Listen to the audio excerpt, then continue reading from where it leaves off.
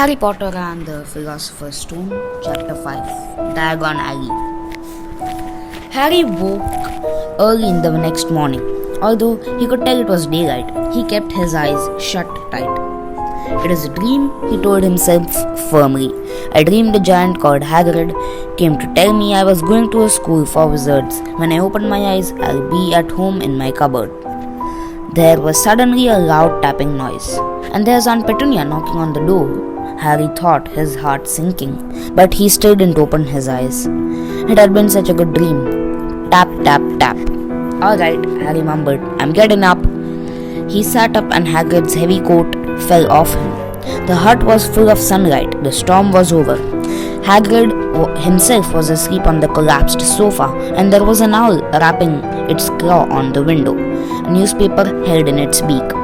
Harry scrambled to his feet, so happy he felt as though a large balloon was swelling inside him. He went straight to the window and jerked it open. The owl swooped in and dropped the newspaper on top of Hagrid, who didn't wake up. The owl then fluttered onto the floor and began to attack Hagrid's coat. Don't do that! Harry tried to wave the owl out of the way, but it snapped its beak fiercely at him and carried on savaging the coat. Hagrid! Said Harry loudly. There's an owl! Pay him! Hagrid grunted on into the sofa. What? He wants Spain for delivering the paper. Look in the pockets. Hagrid's coat seemed to be made of nothing but pockets. Bunches of keys, slug pellets, balls of string, mint humbugs, tea bags. Finally, Harry pulled out a handful of strange-looking coins. Give him 5 nuts, said Hagrid sleepily. Nuts? The little bronze ones. Harry counted out 5 little bronze coins, and the owl held out its leg so he could put the money into a small leather pouch tied to it. Then it flew off through the open window. Hagrid yawned loudly, sat up, and stretched. Best be off, Harry. Lots to do today. Gotta get up to London and buy your school stuff for school. Harry was turning over the wizard coins, looking at them. He had just thought of something which made him feel as though the happy balloon inside him had got a puncture. Hagrid? Said Hagrid, who was pulling on his huge boots. I haven't got any money, and you heard Uncle Vernon last night. He wouldn't pay for me to go and learn magic. Don't worry about that, said Hagrid, standing up and scratching his head. Do you think your parents didn't leave you anything? But if their house was destroyed, they didn't keep their gold in the house, boy. Nah, first stop for us is Gringotts, Wizard's Bank. Have a sausage, they are not bad cold, and I wouldn't say no to a bit of your birthday cake neither. Wizards have banks? Just the one, Gringotts, run by goblins. Harry dropped the bit of sausage he was holding. Goblins? Yeah, so you be mad to try and rob it. I'll tell you that. Never mess with goblins, Harry. Gringotts is the safest place in the world for anything you want to keep safe. Except maybe Hogwarts. As a matter of fact, I gotta visit Gringotts anyway. For Dumbledore. Hogwarts business. Hagrid drew himself up proudly. He usually gets me to do important stuff for him. Fetching you, getting you from Gringotts. No, he can trust me. See? Got everything? Come on then. Harry followed Hagrid out onto the rock. The sky was quite clear now, and the sea gleamed in the sunlight. The boat Uncle Vernon had hired was still there, with a lot of water in the bottom after the storm. How did he get here? Harry said, looking around for another boat. Flew, said Hagrid. Flew? Yeah, but we'll go back in this. Not supposed to use magic. Now I've got you.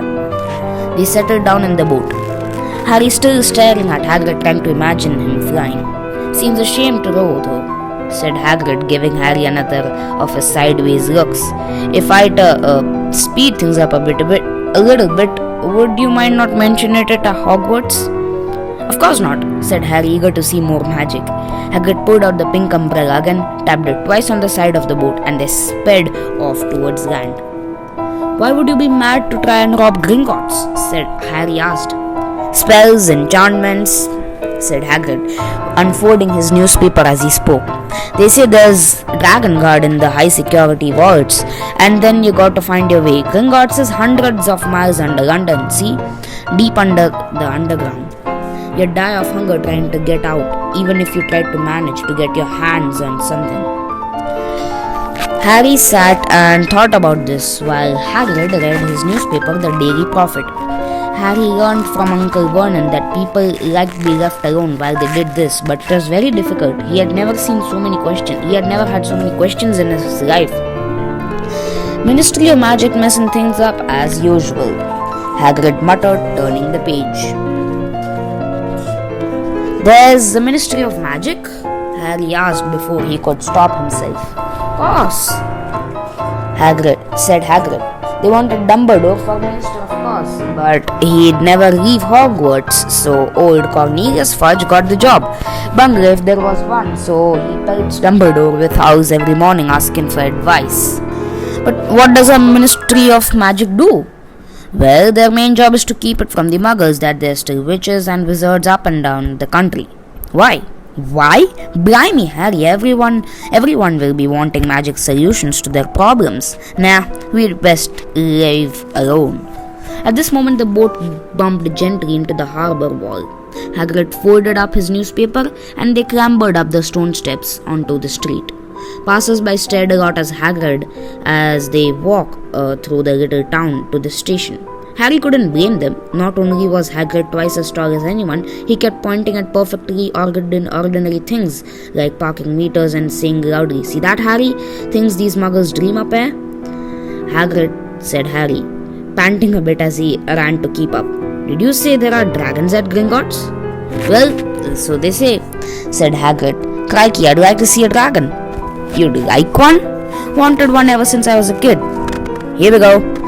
They had reached the station. There was a train to London in 5 minutes' time. Hagrid, who didn't understand muggle money, as he called it, gave notes to Harry so he could buy their tickets. People stared more than ever on the train. Hagrid took up 2 seats and sat knitting what looked like a canary yellow circus tent. "Still got your letter, Harry?" he asked as he counted stitches. Harry took the parchment envelope out of his pocket. "Good," said Hagrid. "There's a list of everything you need." Harry unfolded a second piece of paper he hadn't noticed the night before and read. Hogwarts School of Witchcraft and Wizardry, Uniform. First year students will require 3 sets of plain work robes, black, 1 plain pointed hat, black for day wear, 1 pair of protective gloves, dragon hide or similar, 1 winter cloak, black with silver fastenings. Please note that all pupils' clothes should carry name tags. Set books.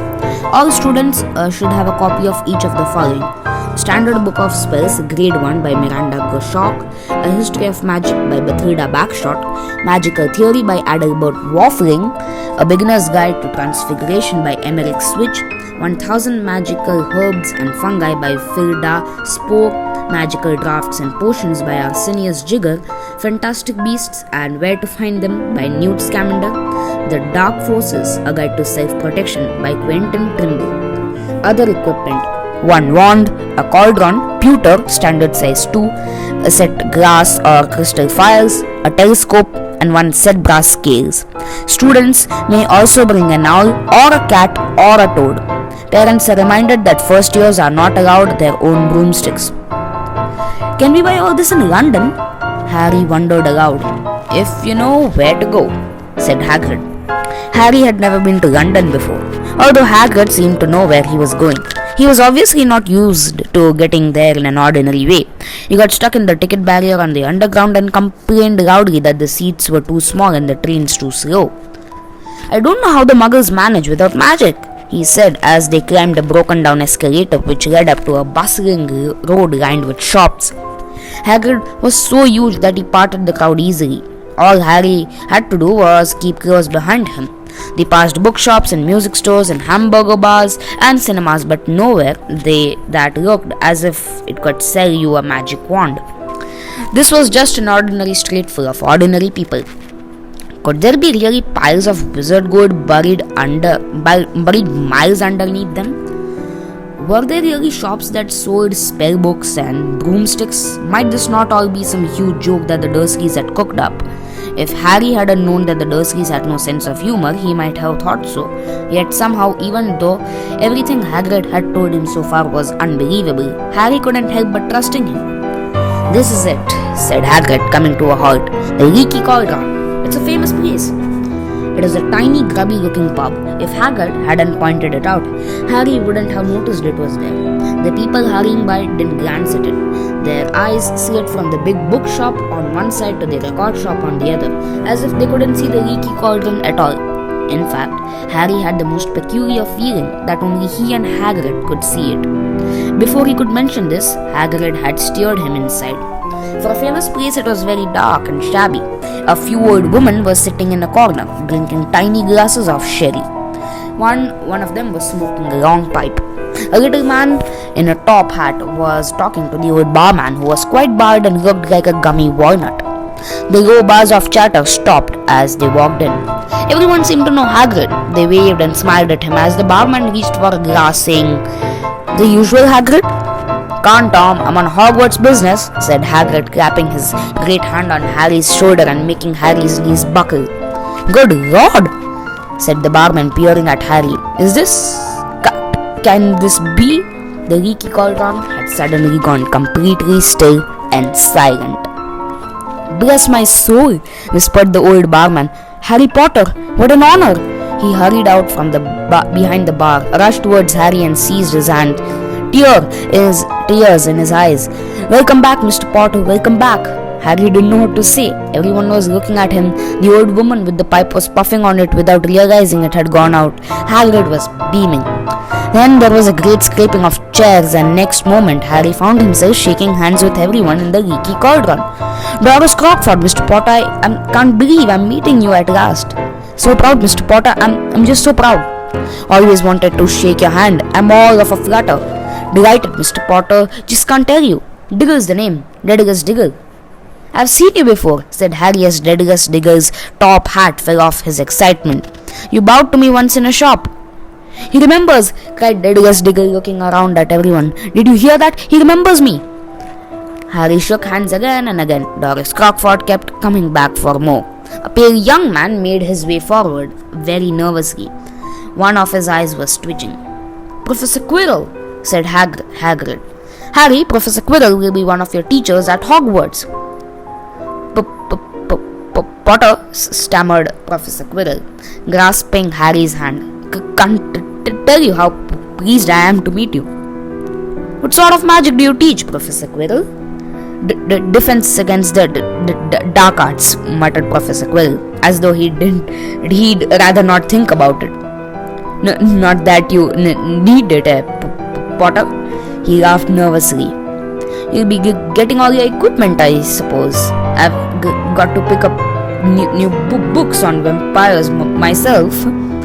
He looked terrified at the very thought. But the others wouldn't let Professor Quirrell keep Harry to himself. It took almost 10 minutes to get away from them all. At last, Hagrid managed to make himself heard over the babble. "Must get on, lots to buy. Come on, Harry." Doris Crockford shook Harry's hand one last time, and Hagrid led them through the bar and out into a small walled courtyard, where there was nothing but a dustbin and a few weeds. Hagrid grinned at Harry. "Told ya, didn't I? Told ya, you're famous. Even Professor Quirrell was trembling to meet you. Mind you, he's usually trembling." "Is he always that nervous?" "Oh yeah, poor bloke. Brilliant mind. He was fine while he was studying out of books, but then he took a year off to get some first-hand experience. They say he met vampires in the Black Forest, and there was a bit of nasty trouble with Hag. Never been the same since. Scared of the students, scared of his own subject. Now, where's my umbrella?" "Vampires? Hags?" Harry's head was swimming. Hagrid, meanwhile, was counting bricks in the wall above the dustbin. 3 up, 2 across, he muttered. "Alright, stand back, Harry." He tapped the wall 3 times with the point of his umbrella. The brick he had touched quivered. It wriggled in the middle, and a small hole appeared. It grew wider and wider. A second later, they were facing an archway large enough even for Hagrid. An archway to a cobbled street which twisted and turned out of sight. "Welcome," said Hagrid, "to Diagon Alley." He grinned at Harry's amazement. They stepped through the archway. Harry looked quickly over his shoulder and saw the archway shrink instantly back into a solid wall. The sun shone brightly on a stack of cauldrons outside the nearest shop. Cauldrons all sizes, copper, brass, pewter, silver, self-stirring, collapsible, said a sign hanging over them. "Yeah, you'll be needing one, but we gotta get your money first." Harry wished he had about 8 more eyes. He turned his head in every direction as they walked up the street, trying to look at everything at once. The shops, the things outside them, the people doing their shopping. A plump woman outside an apothecary's was shaking her head as they passed, saying, "Dragon liver, 16 sickles an ounce. They're mad." A low soft hooting came out from a dark shop with a sign saying, "Aelop's Owl Emporium, tawny, screech, barn brown and snowy." Several boys of Harry's age had their noses pressed against a window with broomsticks in it. "Look!" Harry heard one of them say, "The new Nimbus 2000, fastest ever."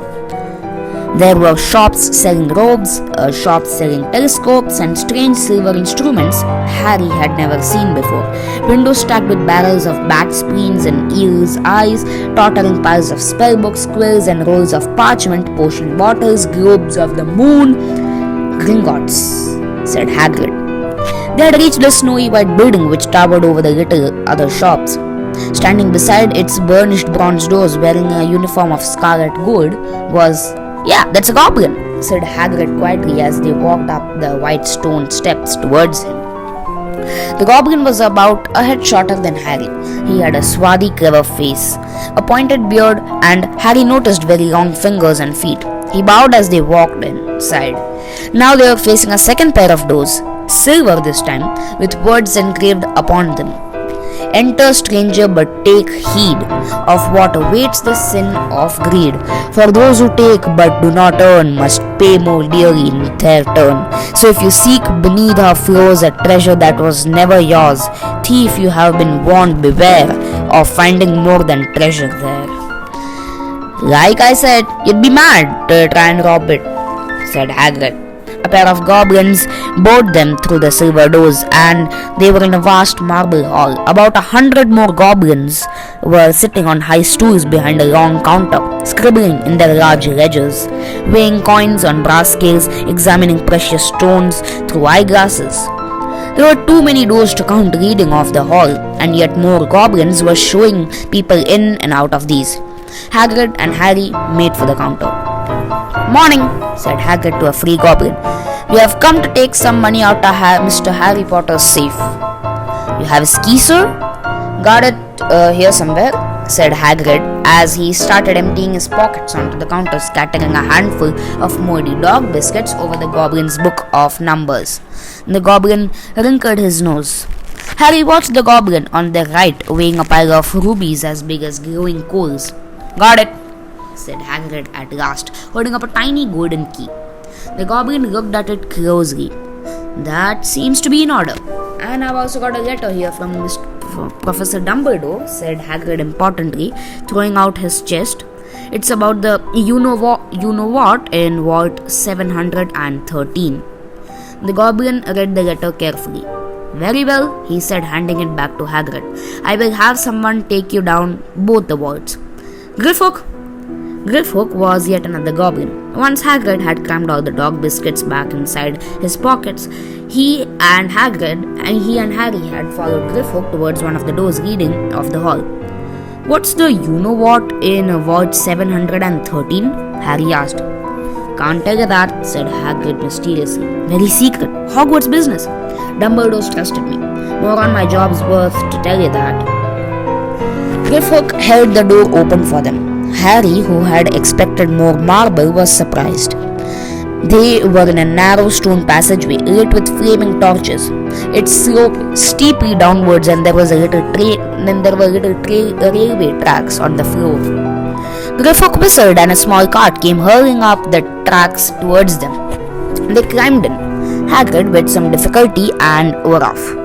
At first, they just hurled through a maze of twisting passages. Harry tried to remember left, right, right, left, middle fork, right, left, but it was impossible. The rattling cart seemed to know its way because Griffhook wasn't steering. Harry's eyes stung as cold air rushed past them, but he kept them wide open. Once he thought he saw a burst of fire at the end of a passageway and twisted around to see if it was a dragon, but too late. They plunged even deeper, passing an underground lake where huge stalactites and stalagmites grew from the ceiling and floor. I never know, Harry called to Hagrid over the noise of the cart. What's the difference between a stalagmite and a stalactite? Stalagmites got an M in it, said Hagrid, and don't ask me questions just now. I think I'm gonna be sick.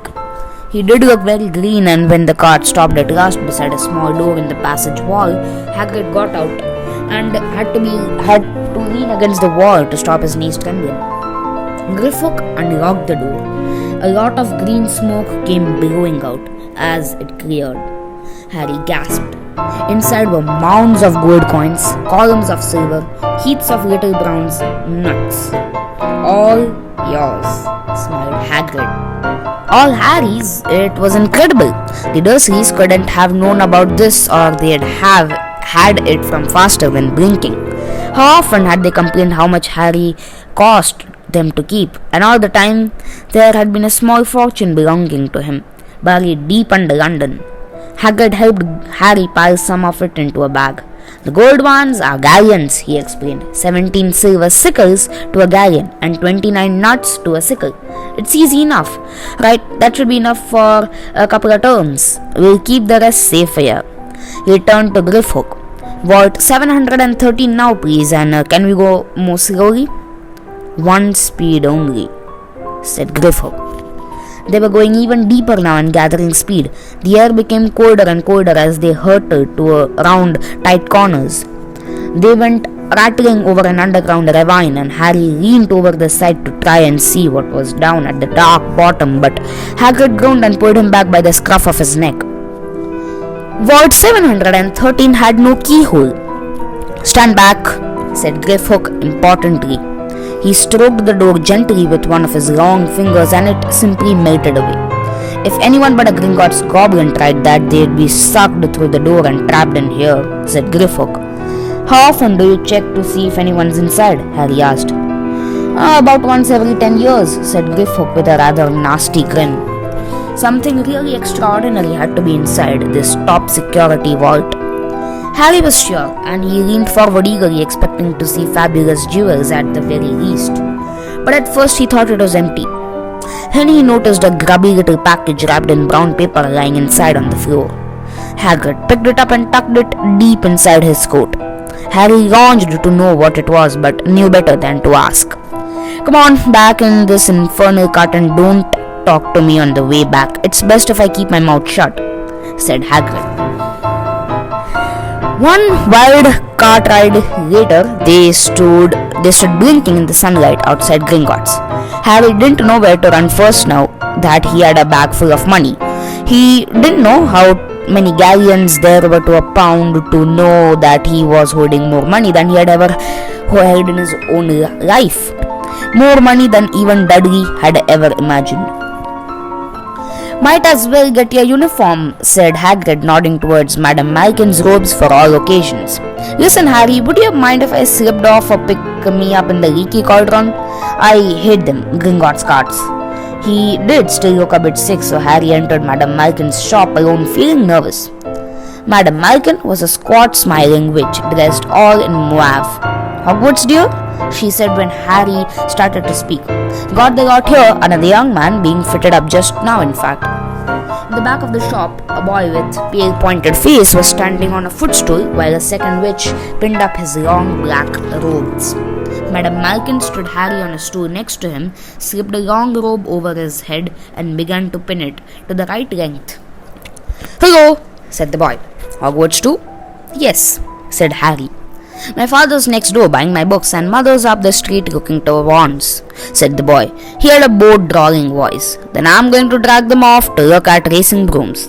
I don't see why first years can't have their own. I think I'll bully father into getting me one and I'll smuggle it somehow. Harry was strongly reminded of Dudley. "Have you got your own broom?" the boy went on. "No," said Harry. "Play Quidditch at all?" "No," Harry said again, wondering what on earth was Quidditch. "I do. Father says it's a crime if I'm not picked to play for my house, and I must agree. Know what house you'll be in yet?" "No," said Harry, feeling more stupid by the minute. "Well, no one really knows until they get there. Do they? But I know. I'll be in Slytherin. All our family have been. Imagine being in Hufflepuff. I think I'd leave, wouldn't you?" Said Harry, wishing he could say something a bit more interesting. "I say, look at that man," said the boy, suddenly nodding towards the front window. Hagrid was standing there, grinning at Harry and pointing at two large ice creams to show he couldn't come in. "That's Hagrid," said Harry, pleased to know something the boy didn't. "He works at Hogwarts." "Oh," said the boy. "I've heard of him. He's sort of a servant, isn't he?" "He's the gamekeeper," said Harry. He was liking the boy less and less every second. "Yes, exactly. I heard he's sort of a savage. He lives in a hut in the school grounds and every now and then he gets drunk, tries to do magic and ends up setting fire to his bed." "I think he's brilliant," said Harry coldly. "Do you?" said the boy with a slight sneer. "Why is he with you? Where are your parents?" "They're dead," said Harry shortly. He didn't feel much like going into that matter with this boy. "Oh, sorry," said the other, not sounding sorry at all. "But they were our kind, weren't they?" "They were a witch and wizard, if that's what you mean." "I really don't think they should let the other sort in, do you? They're not just the same. They have never been brought up to know our ways. Some of them may have never heard of Hogwarts until they get the letter. Imagine. I think they should keep it in the old wizarding families.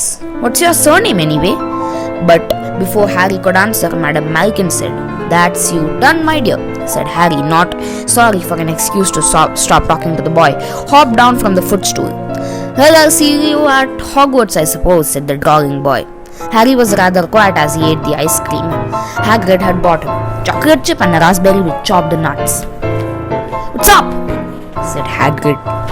"Nothing," Harry lied. They stopped to buy parchment and quills. Harry cheered up a bit when he found a bottle of ink that changed color as he wrote. When they had left the shop, he said, "Hagrid, what's Quidditch?" "Blimey, Harry, I keep forgetting how little you know. Not knowing about Quidditch?" "Don't make me feel worse," said Harry. He told Hagrid about the pale boy in Madam Malkin's. And he said people from Muggle families shouldn't even be allowed in. "You're not from a Muggle family. If he had known who you were, he'd grown up knowing your name if his parents were wizarding folk. You saw him in the leaky cauldron. Anyway, what does he know about it? Some of the best I've ever seen, the only one with magic, being in long lines of Muggle, looking at your mum. Look what she had for a sister." "So what is Quidditch?" "It's a sport. Wizard sport. It's like football in the Muggle world. Everyone follows Quidditch. Played up in the air on broomsticks, and there's 4 balls. Sort of hard to explain the rules." "And what are Slytherin and Hufflepuff?" "Schoolhouses, there's 4.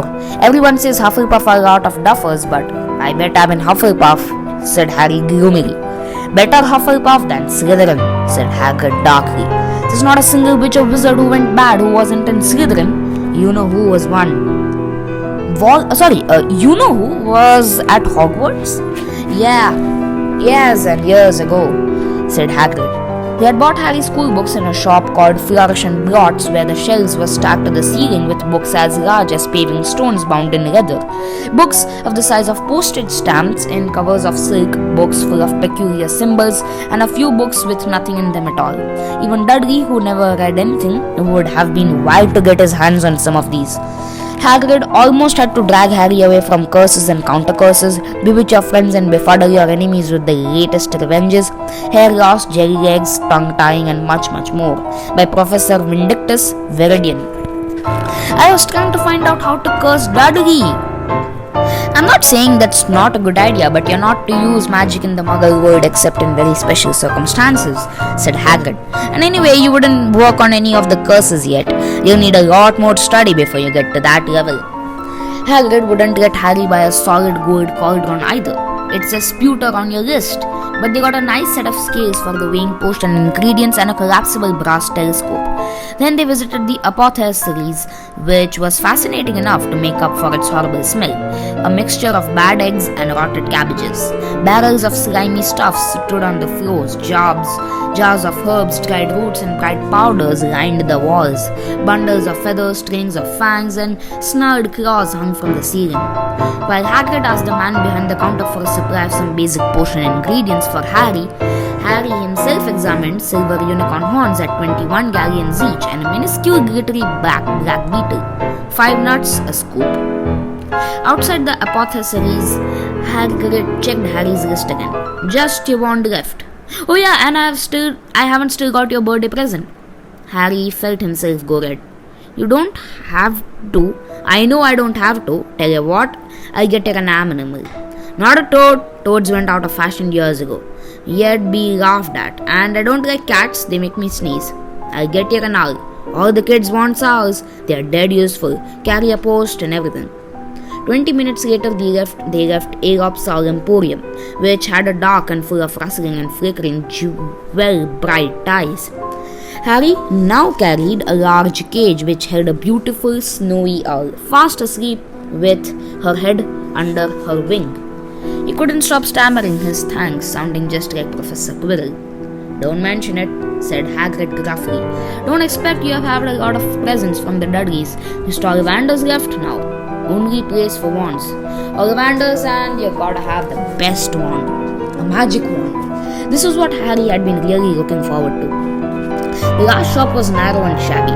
Peeling gold letters over the door read Ollivander's, makers of fine wands since 382 BC. A single wand lay on the faded purple cushion in the dusty window. A tinkling bell rang somewhere in the depths of the shop as they stepped inside. It was a tiny place, empty except for a single spindly chair which Hagrid sat on to wait. Harry felt strangely as though he had entered a very strict library.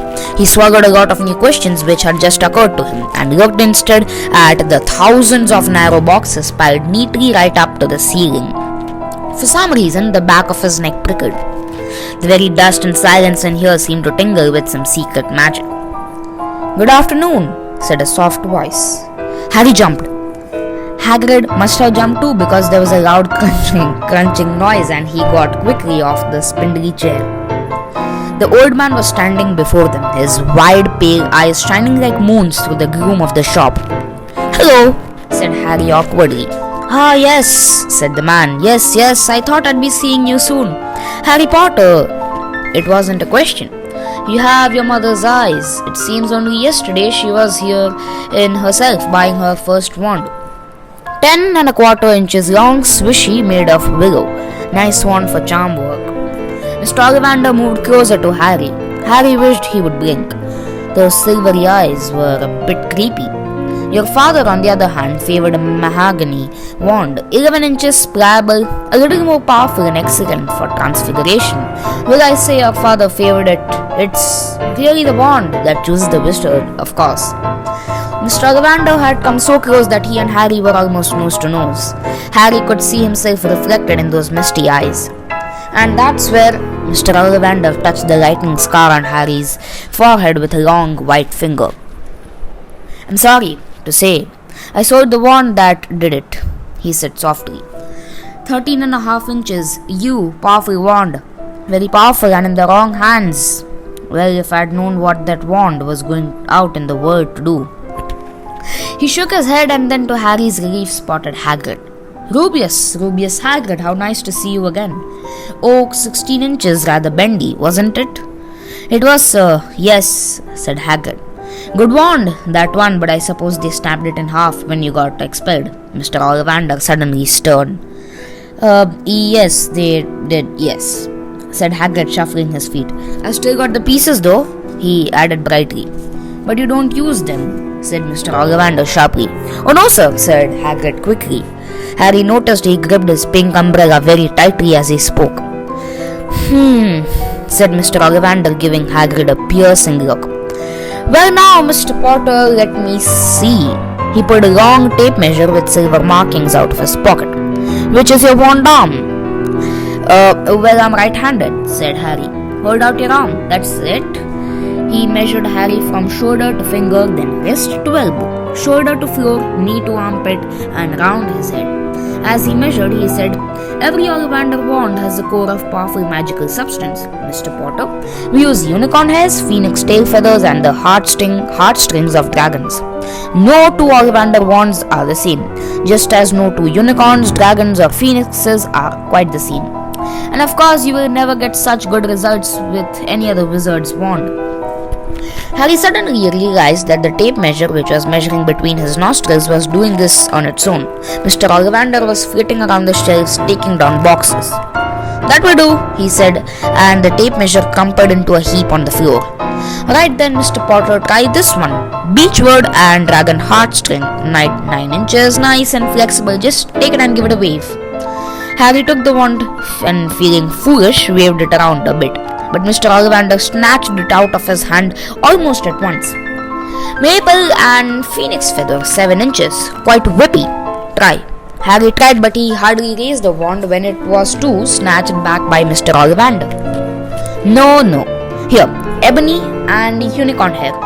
8.5 inches, springy. Go on, try it out." Harry tried and had no idea what Mr. Ollivander was waiting for. The pile of tried wands was mounting higher and higher on the spindly chair, but the more wands Mr. Ollivander pulled from the shelves, the happier he seemed to become. "Tricky customer, eh? Not to worry, we'll find the perfect match here somewhere. I wonder now. Yes, why not? Unusual combination. Holly and phoenix feather.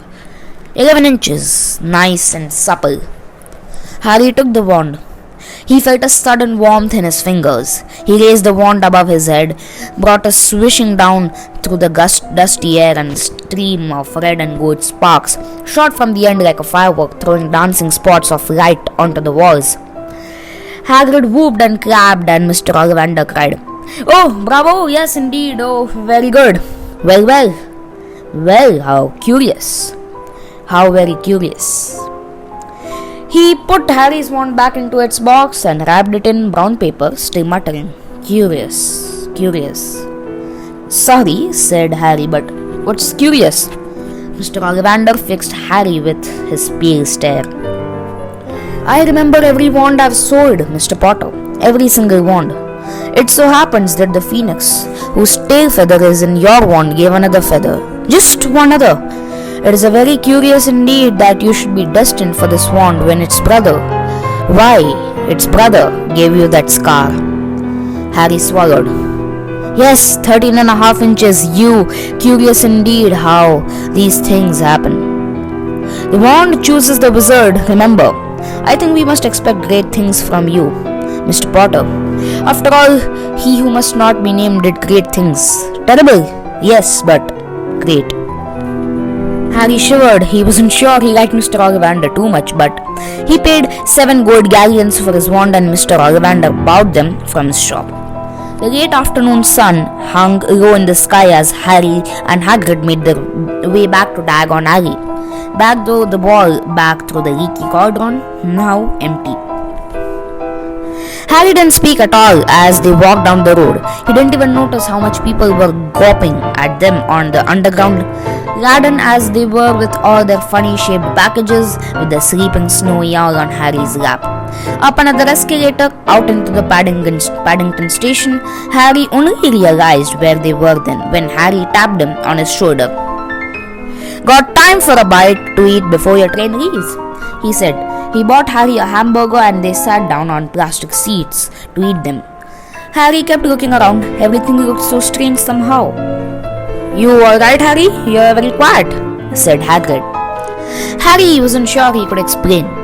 He just had the best birthday of his life, and yet he chewed his hamburger trying to find the words. "Everyone thinks I'm special," he said at last. "All those people in the leaky cauldron. Professor Quirrell and Mr. Ollivander, but I don't know anything about magic at all. How can they expect great things? I'm famous, and I can't even remember what I'm famous for. I don't know what happened when the night my parents died." Hagrid leaned across the table. Behind the wild beard and eyebrows, he wore a very kind smile. Don't you worry, Harry. You're going fast enough. Everyone starts at the beginning at Hogwarts. You'll be just fine. Just be yourself. I know it's hard. You've been singled out, and that's always hard. But you'll have a great time at Hogwarts. I did. Still do. As a matter of fact. Hagrid helped Harry onto the train that would take him back to the Dursleys, then handed him an envelope. Your ticket for Hogwarts, he said. 1st of September, King's Cross, it's all on your ticket. Any problems with the Dursleys, send me a letter with your owl. She'll know where to find me. See you soon, Harry. The train pulled out of the station. Harry wanted to watch Hagrid until he was out of sight. He rose in his seat and pressed his nose against the window. But he blinked, and Hagrid had gone.